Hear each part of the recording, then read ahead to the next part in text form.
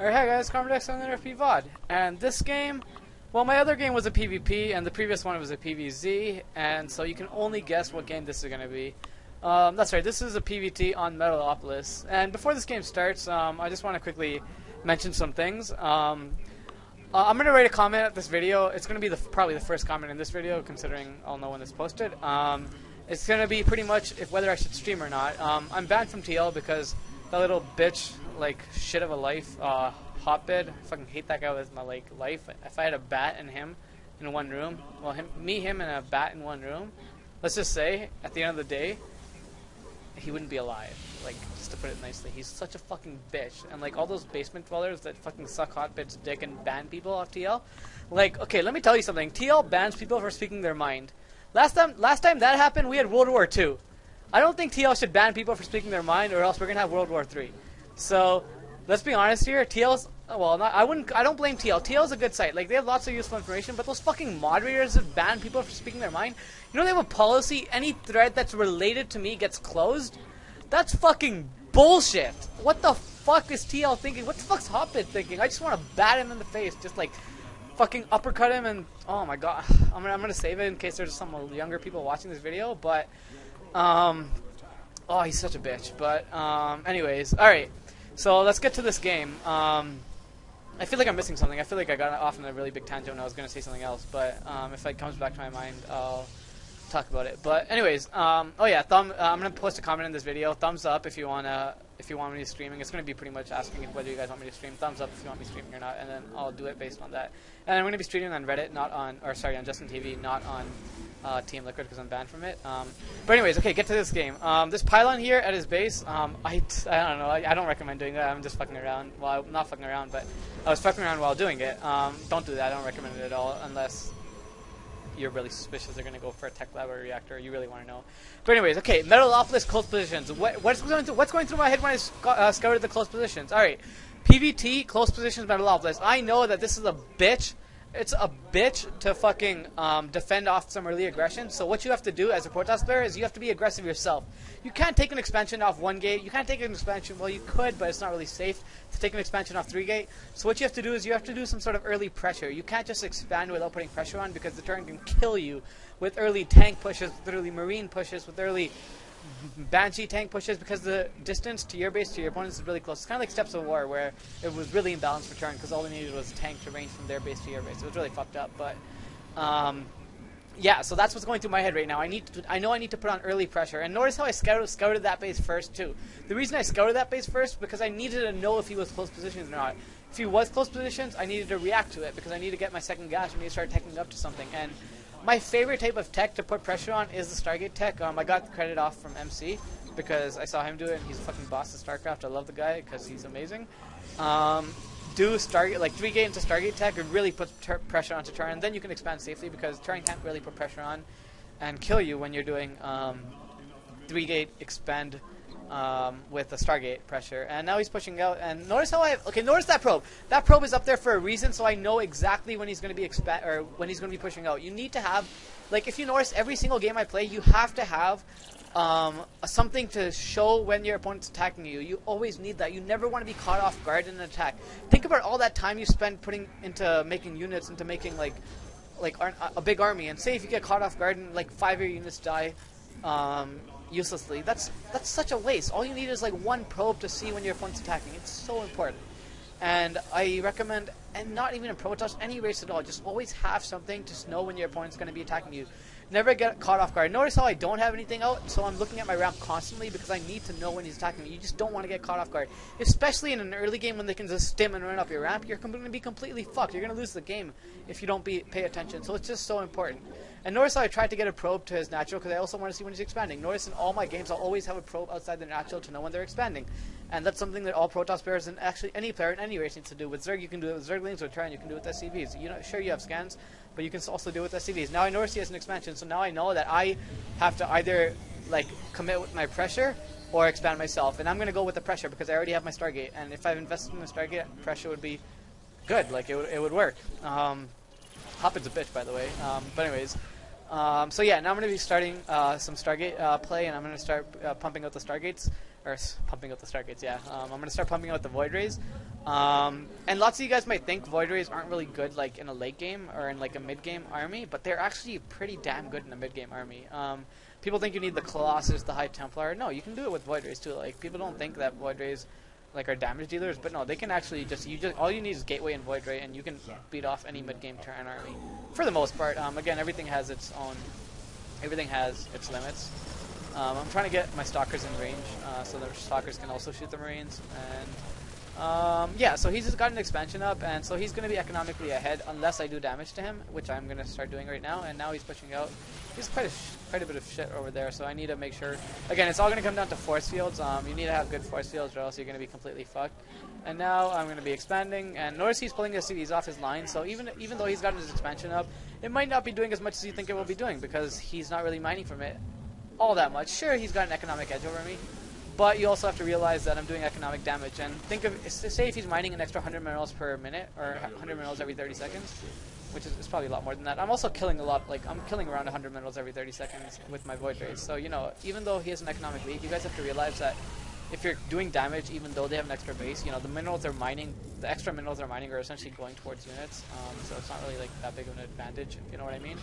But I'm getting my expansion, and no, this is exactly how you should be playing PvT on Metalopolis, on close spawns. And now he's trying to push over here. This is not going to do anything. Again, force fields is the reason it doesn't do anything. And look, Void Rays are doing really good damage. And now I'm running because, you know, I don't want to engage. I don't want to engage on this really good concave. 3 force fields for 1 marine, kind of a waste. I don't really recommend doing that. But anyways, expanding, you know, just playing regular. Like, this is how you should be playing Metalopolis close positions. You need to always be putting pressure on, because Terran can easily put pressure on you unless you're putting pressure back on them. And stuff like this is exactly what you need to do. I still haven't killed this Bloody. I've been trying to kill it for the longest time, and now I'm just going to back off. Again, I haven't lost a single Void Ray, and you don't want to lose a Void Ray, because Void Rays are very expensive units. And also, notice this. What's going through my head right now? He has tons of Marines. What counters Marines? Colossus. So I'm going to get a fuck ton of Colossus out, because Marines, like, they essentially own this army of what I have right now. Marines, if he just pumps out mass Marines, he will beat this army. And to counter that, you just need to get mass Colossus. And so now I'm going to transition to mass Colossus. Again, just constantly putting pressure on. I don't want him to push out on me. And notice I still have that probe up there, noticing if he's ever going to try to counterattack me. I have that probe, and if you hear my roommates in the background, I apologize. They're talking a little bit loud. But I have that probe to notice if he's ever going to push into me. And my expansion's up, so now we're kind of even. I'd say I'm ahead because I have a bigger army. And I just have a bigger army, and my expansion is roughly at the same time as his. And I'm pretty sure you can hear my roommates, but whatever.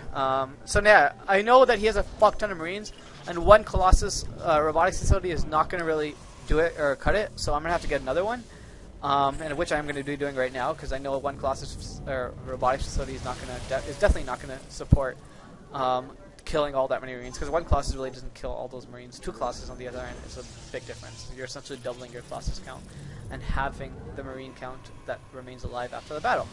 Not really, but you know what I mean. Yeah, and I should also have a probe patrolling all the other expansions, because I really should see when he's expanding to the other bases. And what do you call it? So yeah, right now he's trying to push out, but I know he's not going to be able to, because he's not going to be able to push out. Okay, yeah, he's trying to stim now. Okay, so this is where my force fields come in, clutch force fields. So notice how half his army isn't even shooting me, which is really important. And notice how this is exactly why Void Rays in a mid-game army can do really well. I just demolished that army. I still haven't lost a single Void Ray. And again, I'm running out of force fields, so now I'm going to run, getting my Zealots, regrouping my army. Again, reinforcing your army in a big battle is so important. It essentially depicts whether you win or lose. And now I'm starting my Colossus production. And as you see, my ground army is actually not that big. So I need to retreat back to my own base and, you know, stabilize myself and get back into a normal mid-game. And notice that probe is still there, knowing when he's going to be expanding. And also notice the pylons around my base. I'm essentially going to be prepared for drops because, well, notice how I have probes around the whole, pylons around my whole base. So I'm going to be knowing when drops come. And if you notice, in all my games, I'll always have pylons around my map. And notice how I sent that 1 probe to make up pylons, which made me lose vision of when he's pushing out. So I sent another probe out. Again, you always want to have probes to see when he's pushing out. And now, yeah, he is pushing out, and so I'm ready to engage. Like, I'm prepared for this. I'm actually ready to engage because I know when it's coming. I'm not going to be caught off guard. And now he's running because he sees the 2 Colossus, because his previous scan didn't see him. Now I have also, that factory is there. This is also a really good tactic if you're a Terran player. You send a factory in the engagement, so all the things that can attack air some of them attack the factory because it sucks up a lot of damage as long as you already have your starport. I have a bad rally here. I've killed a few Marines there. I don't know. He's just being lazy on his rally point. And another thing I want to mention, while nothing too big is going on in this game, a little bit of a side note. Always compete against yourself. Never compete against an opponent. Never try to be better than anyone else. Always try to be better than yourself. Because if you're trying to be better than, let's say, MC, sure, maybe in your lifetime you won't ever actually get better than MC. But if you actually ever do, then you're gonna be like, you know what, my goal's satisfied. I'm like, and you won't improve anymore. If you tell yourself, I need to improve on this, I need to improve on that, I need to get better. If you play against yourself, you're going to get so much better. And I'm speaking as an athlete. Like, I could wrestle pretty competitively, and I play Starcraft pretty competitively. So I know how I have the athletic, competitive mentality.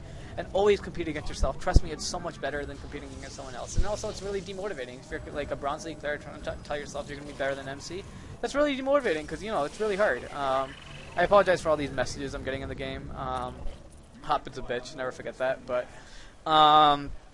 yeah, shout out to Marcel, whatever the fuck his name is, because he's making if you go to my YouTube page, he's the one who made the YouTube page, because he's a boss. So yeah, props to Marcel. I don't know how you pronounce it, sorry about that. But anyways, so yeah, right now, again, we're both on 2 base. I'm getting my 3rd base. And notice I'm taking the gold base. Why am I taking the gold base, you guys might wonder? Well, because the only thing that counters taking a base close to your turret there is if they're going tanks. Because then tank pushes can slowly edge. And that's why taking a base close to your turret player is really, really bad. Because turret players essentially own it. Or, sorry, tanks essentially own it. So, notice that he's going Marine Marauder. Now I know I can do this because, like... there's no reason not to take a base closer to him if it's a gold, if they don't have tanks. And now I'm trying to get an obs in his base. That's why I made a 3rd obs, because I wanted to get this obs in his base, but I can't because he has turrets. I don't really know exactly what his tech is.